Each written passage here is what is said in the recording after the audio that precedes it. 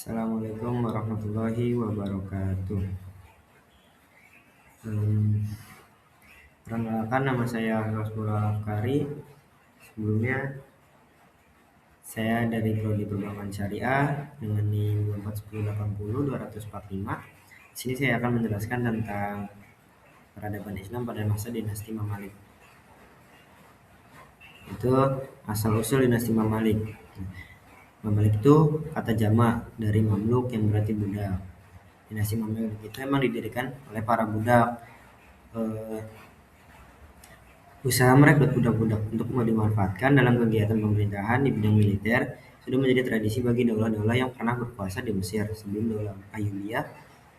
Penguasa Ayyubiyah yang terakhir, Al-Malik Al-Saleh, dibantu tentara dan dari budak-budak Turki berusaha hendak merebut kekuasaan dari Sultan Malik Al-Kamil didukung oleh tentara asal Kurdi. Nah, terus berdirinya daulah Mamluk itu putra mahkota dinasti Ayyubiyah, Turansyah yang berada di Mesopotamia, itu dipanggil pulang dan naik tahta menggantikan Sultan Malik As-Saleh yang meninggal dalam perang salib ke-7. Hanya saja kehadiran Turansyah sebagai keturunan Kurdi kurang disukai oleh kalangan Mamluk. Nah, terus Syajaratud Dur, istri dari Sultan Malik As-Saleh itu menjadi seorang putratu pertama setelah bersekongkol dengan pasukan Mamluk yang dipimpin oleh Aibak dan memberontak terhadap Turansyah. Berkuasa selama 3 bulan, kemudian digantikan oleh Aibak.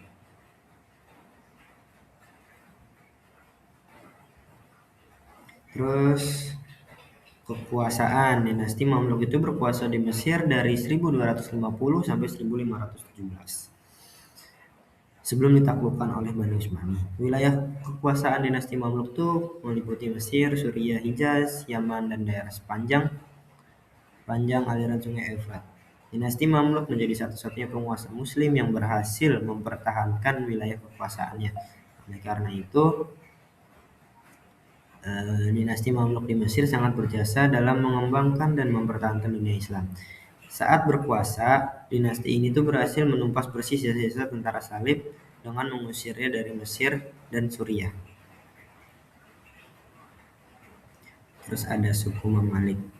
Nah, kaum Mamalik yang memerintah di Mesir itu mereka dibedakan menjadi 2 suku. Yang pertama ada suku Mamalik Bahri, yang kedua ada suku Mamalik Burji. Terus Mamalik Bahri. Kenapa dinamakan Mamalik Bahri? Mamalik Bahri itu budak-budak Turki kebanyakan dari suku Kipchak didatangkan oleh As-Saleh ke Mesir dalam jumlah besar setelah ia berhasil menduduki jabatan sultan. Nah, kenapa dinamakan Bahri itu? Karena mereka itu ditempatkan di barak-barak militer di dekat sungai Nil.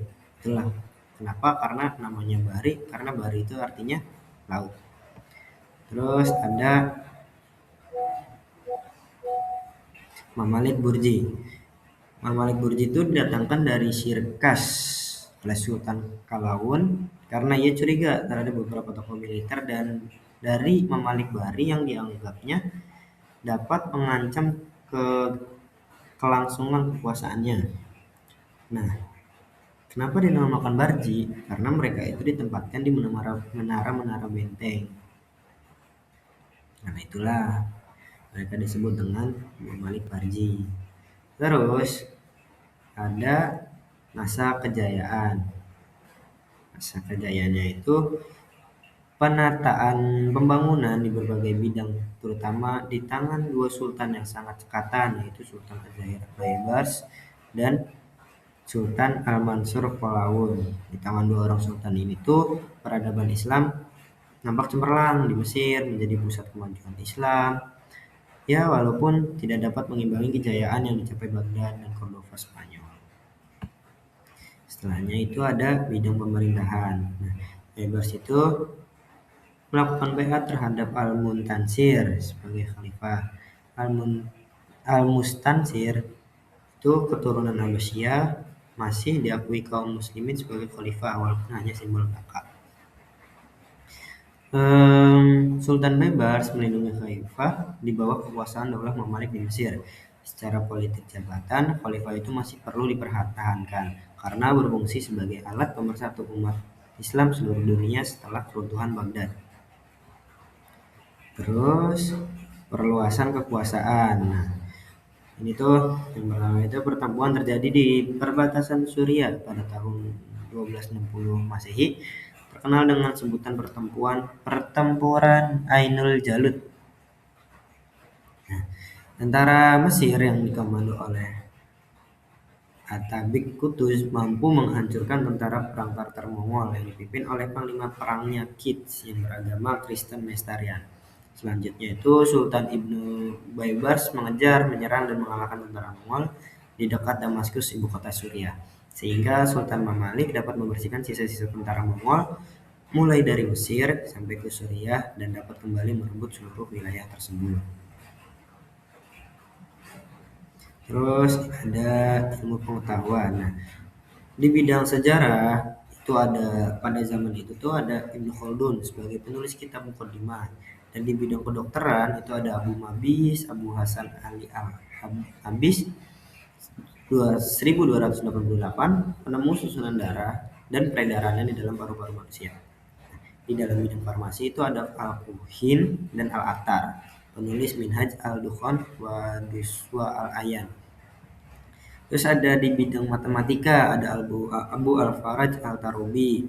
Terus di bidang agamanya itu ada Ibnu Taimiyah Al-Hambali, Jalaluddin Al-Suyuti yang menulis kitab Al-Itqan fi Ulumil Quran, Ibnu Hajar As-Saqalani. Terus ada Sultan An-Nasir. Nah, Sultan Mamluk itu mencapai masa damai di bawah kekuasaan Sultan An-Nasir Muhammad. Pada periode ketiga kekuasaannya, pasukan Kristen dan Mongol semakin lemah karena kekalahan dan juga konflik internal di antara mereka. Pada periode ketiganya ini, Sultan An-Nasir juga menduduki posisi politik yang bagus di mata internasional. Banyak utusan luar negeri yang datang menemuinya untuk menjadi teman atau meminta bantuan.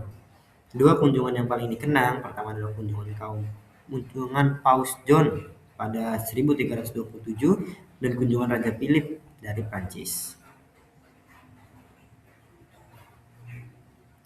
Masa kemundurannya, Kesultanan Mamalik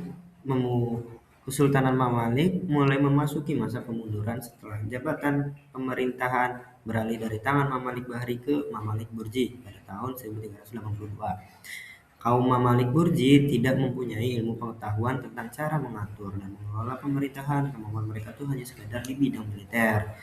Kesultanan Mamalik hancur ketika Sultan Salim I dari Daulah Turki Utsmani datang ke Mesir untuk merebut kembali Mesir dari tangan Daulah Mamalik pada tahun 1517. Mungkin sekian dari saya. Wabillahi taufiq wal hidayah. Assalamualaikum warahmatullahi wabarakatuh.